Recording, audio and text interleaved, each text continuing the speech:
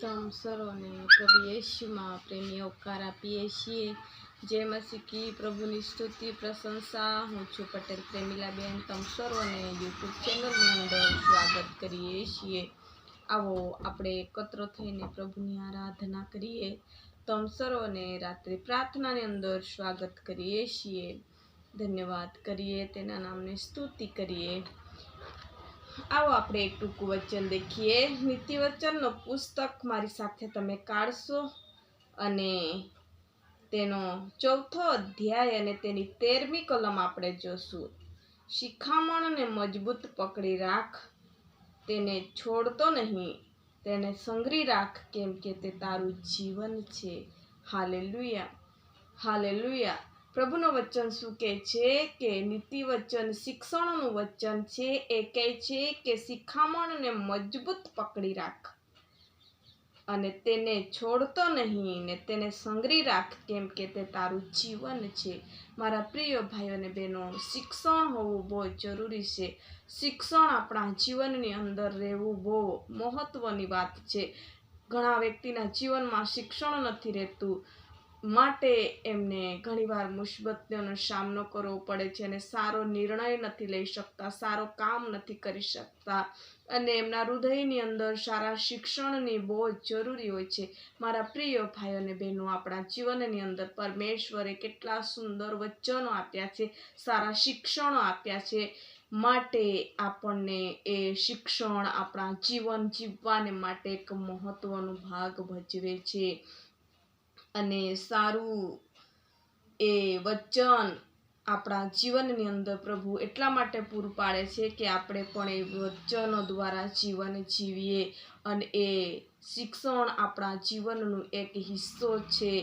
ગલત શિક્ષણ હોય છે તો ઘણીવાર ઘણા લોકો ગલત રસ્તે જતા રહે છે, પરંતુ આપણા જીવનમાં સારું શિક્ષણ હોવાથી આપણે સારા માર્ગે ચાલીએ છીએ, સારા કામ કરીએ છીએ, સારું જીવન જીવીએ છીએ અને સારું આપણા જીવનની અંદર ઉન્નતિ હોય છે।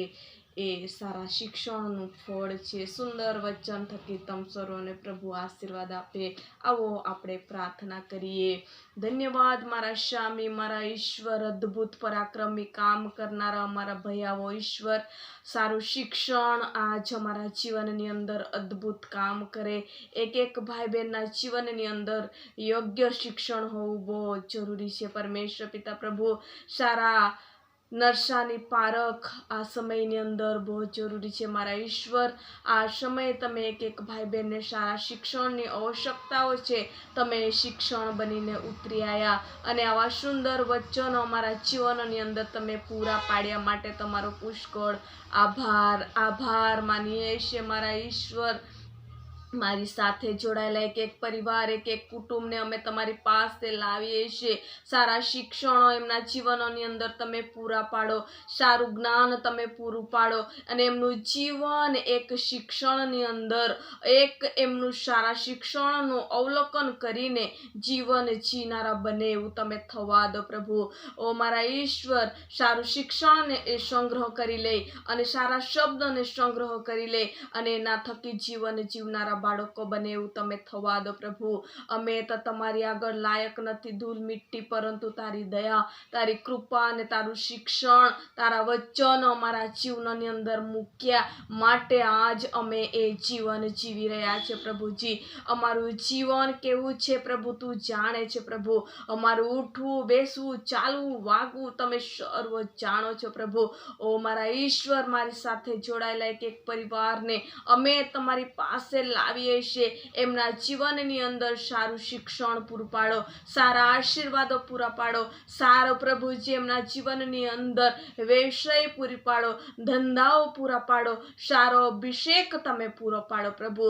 સારું શિક્ષણની તમે પ્રભુજી એમના જીવનની અંદર બઢોતરી કરો પ્રભુજી। એક બાળકો, એક કુટુંબોને માટે અમે પ્રાર્થના કરીએ છીએ આ સમયને માટે। અમારા બાપ અમારી સાથે જોડાઈને પ્રાર્થનાની અંદર સૌભાગી બને છે। એક પરિવારને તમે આશીર્વાદથી ભરપૂર કરો, એમના જીવનની તમામ જરૂરિયાતો પૂરી પાડો, ખોટ પડતી વસ્તુઓ તમે પૂરું પાડો, સારા આશીર્વાદો, સારા દાનોથી તમે ભર દો પરમેશ્વર પિતા પ્રભુજી। એક એક પરિવારને અભિષેકની આત્મા ઊંડે લીધો પ્રભુ રાજા. ઓ સારા શિક્ષણની અંદર પ્રભુજી તમે દોરી જાઓ પ્રભુ રાજા. સારી મંડળીની અર્થવ્યવસ્થાઓમાં દોરી જાઓ પ્રભુજી. સારા પરમેશ્વર પિતા પ્રભુજી જ્ઞાનોની અંદર તમે દોરી જાઓ પ્રભુ. એમના કુટુંબની અંદર બાળકો હશે પ્રભુ, એ બાળકોને પણ સારું શિક્ષણમાં તમે દોરી જાઓ પ્રભુ. ઓ પ્રભુ, ઘણા બાળકો ભણતા હશે પ્રભુ, એમના જીવનમાં તમે સારા શિક્ષણ આપો. મા બાપને પણ સારું શિક્ષણ આપવાને માટે તમે એમને જ્ઞાન, બુદ્ધિ, ડહાપણા પૂરી પાડો પ્રભુ. ઓ મારા ઈશ્વર, મારી સાથે જોડાયેલા એક કુટુંબ ભાઈ બહેનને પ્રભુ અમે તમારા હાથની અંદર સોંપીએ છીએ.